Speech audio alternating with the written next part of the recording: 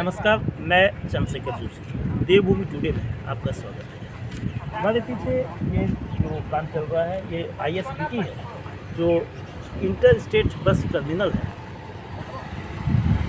पिछले साल यानी कि 2023 के नवंबर महीने में मुख्यमंत्री पुष्कर सिंह धामी ने इस ISBT का शिलान्यास किया था। 56 करोड़ रुपए की लागत से टनकपुर के ISBT के बनने से अलग अलग राज्यों की बसों का यहाँ शुरू होगा। साथ ही बस बेड़े में बस यानी कि जो परिवहन का जो एक सशक्त जरिया है और पहाड़ में रोडवेज परिवहन की सबसे विश्वसनीय और सबसे कारगर माध्यम मानी जाती है। लेकिन सबसे बड़ा संकट यह है कि रोडवेज में जो ह्यूमन रिसोर्सेज है, जो कर्मचारियों की जो स्थिति है खासी कमज़ोर होती जा रही है। इस दृष्टि से कमज़ोर हो रही है। ये नियुक्तियाँ लंबे समय से नहीं हुई है, केवल मध्यकालीन नियुक्ति हुई है। और इसके तुलना में जो रिटायरमेंट होने वाले, जो सेवानिवृत्त होने वाले कर्मचारी हैं, उनकी तादाद बहुत तेज़ी से बढ़ी है। और बस बेड़े की कमी के साथ साथ कर्मचारियों की भी कमी है, यानी कि मानवीय संसाधनों की भी कमी है। और किसी भी ऑर्गेनाइजेशन को चलाने के लिए ह्यूमन रिसोर्सेज का होना बहुत जरूरी है। लेकिन यहाँ पर एक और बड़ा संकट है। वह संकट है कि कर्मचारियों में भी दो तरह के कर्मचारी हैं, एक परमानेंट है और एक टेम्परेरी है। टेम्परेरी मीन्स ये है जो अस्थायी कर्मचारी हैं, जो विशेष श्रेणी के हैं, संविदा के हैं। तो उनकी अनेक तरह की दिक्कतें हैं। उनको काम का जो दाम है वो उनके काम के मुताबिक नहीं मिलता है। समान काम और समान वेतन की बात तो बहुत दूर की है। तो इन तमाम मसलों को लेकर उनकी क्या दिक्कतें हैं, इनको कब से वो आवाज़ उठाते रहे हैं। उत्तराखंड रोडवेज संविदा विशेष श्रेणी कर्मचारी संगठन है, ये 2021 से इस मसले को लेकर करीब 3000 कर्मचारी इस श्रेणी के उत्तराखंड में हैं। और जहाँ तक टनकपुर क्षेत्र का सवाल है, टनकपुर क्षेत्र में 3 परिवहन निगम के डिपो आते हैं। पिथौरागढ़ और लोहाघाट पहाड़ी क्षेत्र में है और टनकपुर मैदानी क्षेत्र में है। तो इसमें भी करीब 500 कर्मचारी हैं, जो बहुत मामूली मानदेय है। मात्र 12,000 रुपये मासिक और 5,000 रुपये प्रोत्साहन राशि मिलती है, लेकिन प्रोत्साहन राशि की शर्तें हैं। इसके अलावा उनको कोई मेडिकल फैसिलिटीज़ नहीं है। छुट्टी केवल 24 दिन काम करने में सप्ताह में एक और छुट्टी जो वीकली 4 मतलब साप्ताहिक अवकाश के अलावा मिलते हैं। तो बहुत सारी दिक्कतें हैं। तो क्या उनकी समस्याएं हैं, उन समस्याओं को लेकर कहाँ कहाँ उन्होंने आवाज़ उठाई। मुख्यमंत्री पुष्कर सिंह धामी का ये निर्वाचन क्षेत्र है। शेष श्रेणी जो संविदा कर्मचारी संगठन को बहुत उम्मीदें मुख्यमंत्री से भी हैं। और इसको लेकर हम प्रदेश अध्यक्ष उत्तराखंड रोडवेज संविदा विशेष श्रेणी कर्मचारी संगठन के प्रदेश अध्यक्ष कैलाश भट्ट जी हमारे साथ हैं। भट्ट जी, बहुत स्वागत है आपका। नमस्कार।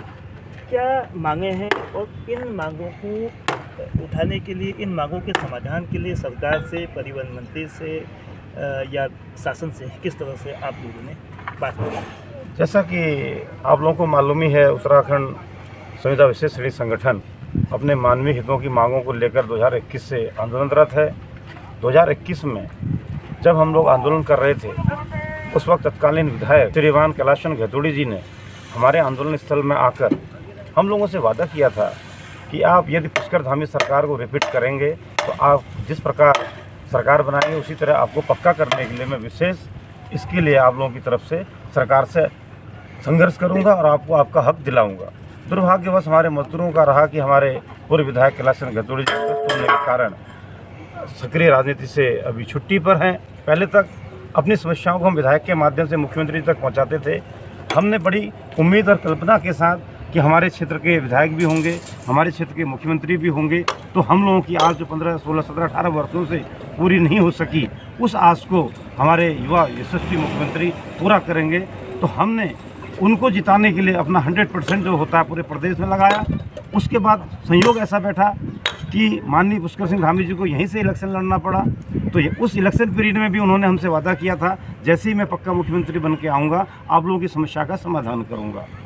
इन मांगों को लेकर मैं अभी तक 3 बार मुख्यमंत्री से रूबरू हो चुका हूँ। जब वो आते हैं क्षणिक रोड के दौरों में या जनता दरबार में खड़े होकर हम उनसे अपना पत्र देते हैं, वो कहते हैं होगा। अब हमारे मजदूर 3000 मजदूर चाहते हैं कि मुख्यमंत्री जी हमको ये बताएं आखिर हमारा कल्याण कब होगा। उनसे मैं ये पूछना चाहता हूँ मुख्यमंत्री जी से, महोदय हमारे संग अमानवीय व्यवहार क्यों किया जा रहा है।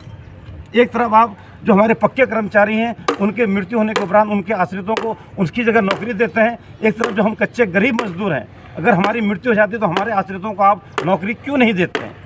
मैं आपसे पूछना चाहता हूँ ये अन्याय हमारे संग क्यों हो रहा है। हम मुख्यमंत्री महोदय से इस चुनाव से पहले कम से कम इतना उनसे आश्वासन लेना चाहते हैं, पहले हमारे लोगों को मुख्य मृतक आश्रित लागू करे। जो भाई हमारे इस 15 साल में मृतक हो चुके हैं उनके आश्रित अभी भी दर दर की ठोकरें खा रहे हैं, उनके वारिसों को भी यदि हमारा आश्रित कच्चा था, सुविधा में था, विशेष श्रेणी में था, उसी रूप में उसको यहाँ पे बुलाया जाए, नियुक्ति दी जाए। दूसरा, हमारे मजदूरों को जो उन्होंने वादा किया है कि हम 3000 मजदूरों को नियमित करेंगे और उनके संग मानवीय व्यवहार को अमानवीय व्यवहार जो हो रहा दूर करेंगे। परसों भी मुख्यमंत्री जी से मेरी बात हुई थी, उन्होंने श्रीमान माननीय परिवहन सचिव हैंकी जी से इस संबंध में वार्ता करने की बात कही। हमें पूरी आशा है कि चुनाव आचार संहिता लागू होने से पहले हमारे युवा प्रिय मुख्यमंत्री जी हमारे 3000 युवाओं की पीड़ा को समझेंगे और हमको अगर नियमित नहीं कर सकते हैं तब तक एक आयोग का गठन कीजिए महोदय। वो आयोग हम मजदूरों की समस्या का पूरे प्रदेश में एक जायजा ले और वो आपको भेजे, एक प्रस्ताव भेजे कि हमारे मजदूरों को कम से कम 25,000 रुपये मिलना चाहिए या नहीं मिलना चाहिए। उसके लिए आयोग का गठन किया जाए जिसमें कि हमारे संविदा विशेष श्रेणी के संगठन के लोग भी उसमें आयोग में शामिल हों। तब तक हमको 25,000 रुपये और मृतक आश्रित अगर मुख्यमंत्री जी लागू कर देते हैं तो हम लोग संतोषपूर्वक उनके संग कंधे से कंधा मिलाकर निगम को आगे बढ़ाने के लिए सदैव तत्पर हैं सर। उत्तराखंड रोडवेज की संविदा विशेष श्रेणी कर्मचारी संगठन का ये कहना है कि उनकी दो मांगें मुख्य रूप से है कि मानदेय सम्मानजनक हो, अगर परमानेंट इम्प्लॉयमेंट उनको नहीं मिलता है तो कम से कम 25,000 रुपये न्यूनतम मानदेय हो, अवकाश की जो श्रम विभाग की जो गाइडलाइंस होती है उसके मुताबिक मिले, साथ में प्रकाशित को भी वो नौकरी मिले जिस तरह वो है वो परमानेंट ना हो, तो इसी तरह से टेम्परेरी बेस पर चले। चूँकि अप्रैल मई में लोकसभा के चुनाव हैं, 18वीं लोकसभा के लिए चुनाव होने हैं। उत्तराखंड विशेष श्रेणी का उसको चुनाव से पहले उनको इस तरह का बनेगा लंबे समय से चल गया आज सुबह किसी दुकान पर किसी मंदिर पर विशेष श्रेणी में वो लोग काम कर रहे हैं, वो चालक हैं, वो बस चालक हैं और वो टेक्निकल फील्ड में हैं। तो इन कर्मचारियों का रोडवेज की गाड़ी को ऑन रूट करने में बहुत बड़ा योगदान होता है। रोडवेज को 2022-23 में पहली बार लाभ हुआ है और संयोग ये है कि इस समय परिवहन मंत्री भी मुख्यमंत्री है और मुख्यमंत्री इस निर्वाचन क्षेत्र के विधायक भी है। अगर मुख्यमंत्री चुनाव से पहले जो उन्होंने अपने चुनाव से पहले जो 2022 में हुआ था उस समय जो आश्वासन दिया था उसको अगर मूर्त रूप की दिशा में पहल करते हैं तो कर्मचारियों का जो लंबे समय से चली आ रही मांग समाधान की ओर बढ़ेगी और ऐसा होने पर उनको इसका सियासी लाभ भी हो सकता है। लेकिन अगर ये काम नहीं होता है तो वही सियासी लाभ की जगह तो नुकसान भी हो सकता है।